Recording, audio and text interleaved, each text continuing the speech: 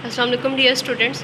किंगवे group of schools की तरफ से आपको ऑनलाइन लेक्चर्स थ्रू वीडियोस भेजे जा रहे हैं, जिसमें हम हिस्ट्री की बुक को भी डिस्कस कर रहे हैं। तो इसमें आज हम अपना सेकंड यूनिट स्टार्ट करेंगे। सेकंड यूनिट में हम पढ़ेंगे जंग आज़ादी के बारे में, जो 1857 की जंग आज़ादी हुई थी। इसके बारे में आपने सुना होगा कि ये जो जंग आज़ादी थी, इसमें मुसलमानों, सिखों और हिंदुओं ने मिलकर हिस्सा लिया था। लेकिन जब ये जंग हार चुके हैं तो हारने के बाद जो है वो सारा मलबा मुसलमानों पर डाल दिया गया, और हिंदू जो है वो अपनी चालाकी की वजह से जो अंग्रेज़ थे उनको ये यकीन दिलाने में कामयाब हो गए कि वो जो है वो उनके वफ़ादार है, दोस्त हैं, और सारी की सारी जो गद्दारी है वो मुसलमानों ने की है। तो इस जंग के बाद जो है वो मुसलमानों के हालात बहुत ज़्यादा ख़राब हुए। तो मुसलमानों के हालात जो है ख़राब हुए, किस तरह से ख़राब हुए, उन पर क्या क्या जुल्म किया गया, ये हम देख लेते हैं। कि सबसे पहला जो था, उनको सरकारी मुलाजमतों से निकाल दिया गया। सरकारी मुलाजम जो थे उनको भी महरूम कर दिया गया, और उसके अलावा जो नई जॉब्स आई थी उसमें भी मुसलमानों को नहीं उन्होंने लिया।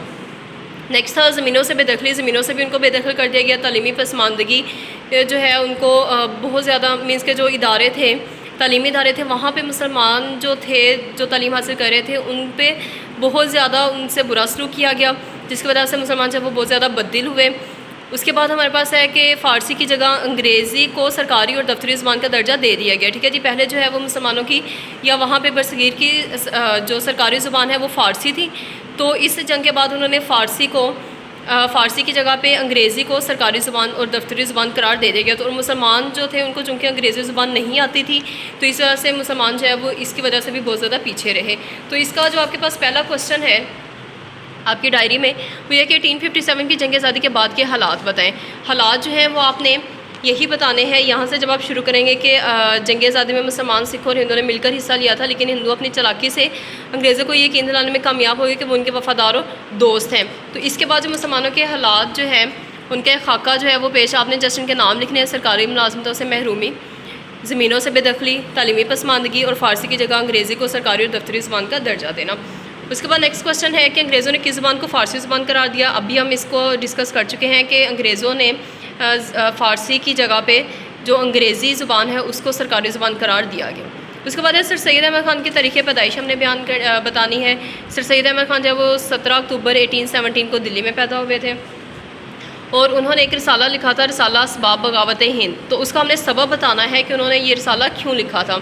ये रिसाला उन्होंने लिखा था अंग्रेज़ों और मुसलमानों के दरमियान नफ़रत दूर करने और अच्छे ताल्लुकात कायम करने की गर्ज से लिखा था। ठीक है जी। कि जब जंग के बाद जो है वो मुसलमानों के हालात बहुत ज़्यादा ख़राब हुए, और मुसलमान जो है वो अंग्रेज़ों के ख़िलाफ़ हो गए, और अंग्रेज़ जो है वो बहुत ज़्यादा जुल्म करते थे मुसलमानों पर।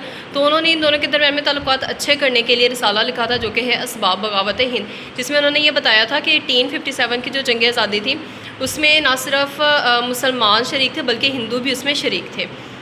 उसके बाद हमारे पास क्वेश्चन है नेक्स्ट कि सर सैयद अहमद ख़ान ने लॉयल मोहम्मडन्स ऑफ इंडिया क्यों लिखा। तो इसका आंसर हमारे पास है कि सर सैयद ने अपने किताबचे एक छोटा सा रिसाला टाइप एक बुक होती है, जिसमें लॉयल मोहम्मडन्स ऑफ इंडिया में अंग्रेज़ हुकूमत के लिए मुसलमानों की खिदमात गिनवाई और हुकूमत को अपना रवैया बदलने पर आमादा किया। ठीक है जी। उसके बाद हमारे पास जो नेक्स्ट क्वेश्चन है वो आता है कि सर सैयद अहमद ख़ान ने फ़ारसी मदरसा कब कायम किया। तो ये जो है कि मुसलमानों को जदीद तालीम की तरफ राग़िब करने के लिए सर सैयद की खिदमात इस वाले टॉपिक में है कि उन्होंने फ़ारसी मदरसा जो है वो 1859 में मुरादाबाद में कायम किया था, जिसमें फ़ारसी और अंग्रेज़ी की तालीम दी जाती थी। उसके बाद गाज़ीपुर मदरसा जो है वो उन्होंने 1862 में गाज़ीपुर में कायम किया था। ठीक है जी। यहाँ तक जो है क्वेश्चन हमारे क्लियर हो चुके हैं। उसके बाद सर सैयद ने साइंटिफिक सोसाइटी कब कायम की, और अलीगढ़ इंस्टीट्यूट गज़ट क्यों शाया किया गया। तो आप यहाँ पे देख सकते हैं कि यहाँ पे जो अंडरलाइन हमने किया हुआ है ये येलो में, सर सैयद ने 1863 में एक साइंटिफिक सोसाइटी भी कायम की। इसमें हिंदू भी आपके साथ ताउन करते थे, जिसमें राजा जे कुशन का नाम भी काबिल ज़िक्र है। उसके अलावा अलीगढ़ इंस्टीट्यूट गज़ट जो है वो शाया करने का एहतमाम उन्होंने किया 1866 में, और इसके एक कॉलम में मज़मून की अंग्रेज़ी इबारत और दूसरे में उसका तर्जमा भी किया जाता था, जिससे मुसलमान जो है जो इस इल्म से वाकिफ़ नहीं थे वो भी इससे फ़ायदा ले सकते थे। ठीक है जी। तो यहाँ तक हमारा आज का काम था। आपने ये सारे क्वेश्चंस अच्छी तरह से याद करके अपने रजिस्टर पर राइट डाउन करने हैं। Stay home stay safe.